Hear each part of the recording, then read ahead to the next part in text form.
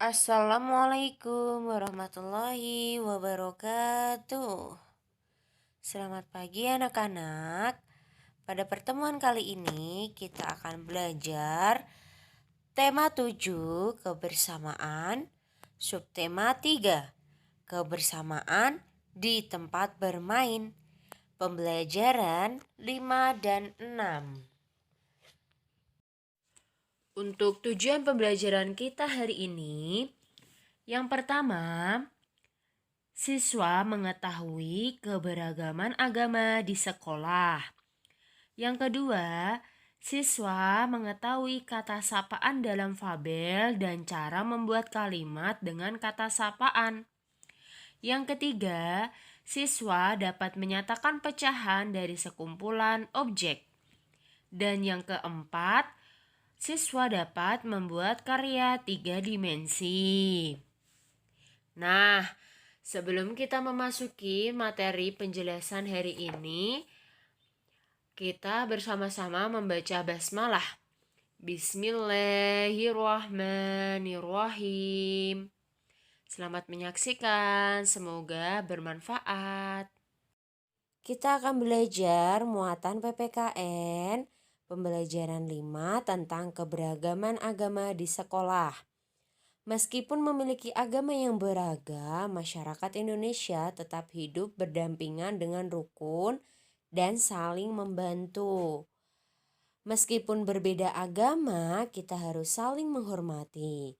Kita hormati cara dan waktu beribadah masing-masing. Saat teman akan beribadah, jangan kita paksa untuk bermain. Kita izinkan teman untuk beribadah terlebih dahulu, baru kita bisa lanjutkan untuk bermain. Jadi anak-anak tidak boleh memaksakan kehendak. Semua harus saling menghargai dan menghormati antar pemeluk agama. Manfaatnya yaitu kita dapat memiliki banyak teman dan tenang dalam beribadah. Jika kita menerapkan hal seperti itu, yaitu toleransi antara umat beragama, menghargai agama satu dengan lainnya. Ini penting sekali ya anak-anak untuk diterapkan dalam kehidupan sehari-hari. Selanjutnya kita akan belajar muatan bahasa Indonesia pada pembelajaran 5. Sama seperti pembelajaran 2 dan 4, yaitu kata sapaan dalam fabel. Nah, kata sapaan adalah kata yang digunakan untuk menyapa atau menegur seseorang saat berbicara. Kata sapaan itu dijumpai dalam fabel juga anak-anak. Kata sapaan digunakan saat berbicara langsung dengan teman atau orang lain. Jadi ketika bertemu secara langsung dengan teman atau orang yang ada di jalan, kita bisa menggunakan kata sapaan. Nah, kata sapaan dapat berupa nama diri, gelar kepangkatan, atau kata nama nyonya dan nona. Kata sapaan yang baik akan membuat orang yang kita ajak bicara merasa dihargai. Contohnya, maaf tikus tanah, sebenarnya kami kesini ingin berbicara denganmu, ucap Gary. Kamu mau kemana, Mut? Nah, itu merupakan kata sapaan yang ada dalam fabel, menggunakan nama diri atau panggilannya. Nah, anak-anak bisa pahami ini ya. Selanjutnya, pada pembelajaran 6, kita belajar mengenai membuat kalimat menggunakan kata sapaan. Kita ingat kembali bahwa kata sapaan adalah kata yang digunakan untuk menyapa atau menegur orang lain saat berbicara secara langsung. Nah, saat bertemu seperti itu. Berikut adalah contoh membuat kalimat menggunakan kata sapaan. Misalnya teman. Contoh kalimatnya, apa permainan kesukaanmu teman? Nah, yang kedua semut kecil.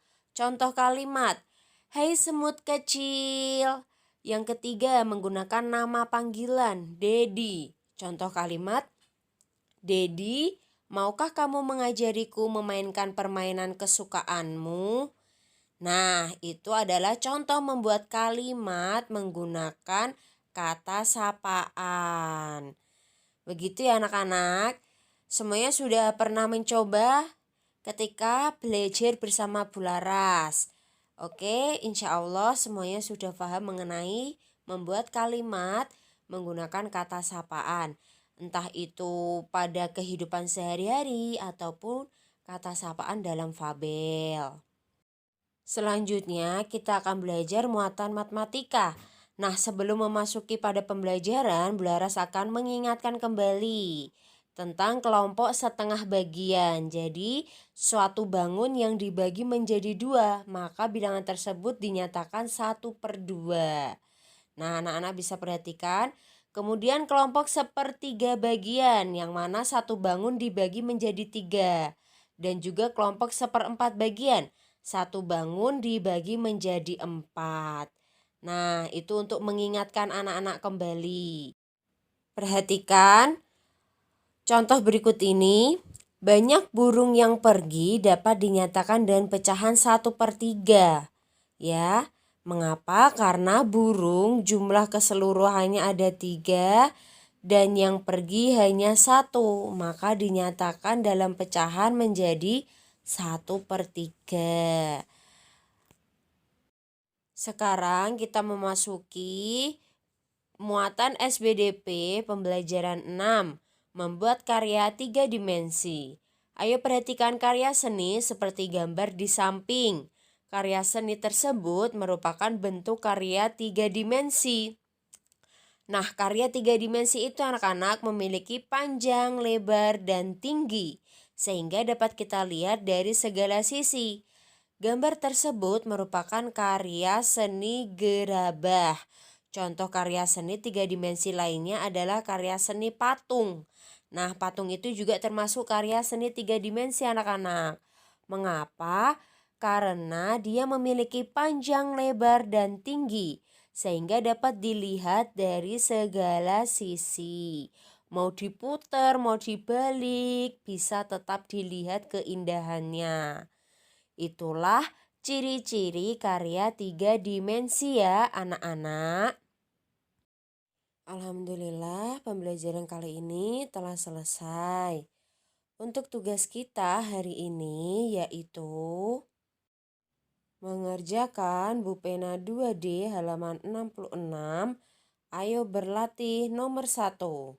Muatan Bahasa Indonesia KD 3.9. Nah, kita akhiri pembelajaran hari ini dengan membaca hamdalah. Alhamdulillahirabbil alamin. Terima kasih. Wassalamualaikum warahmatullahi wabarakatuh.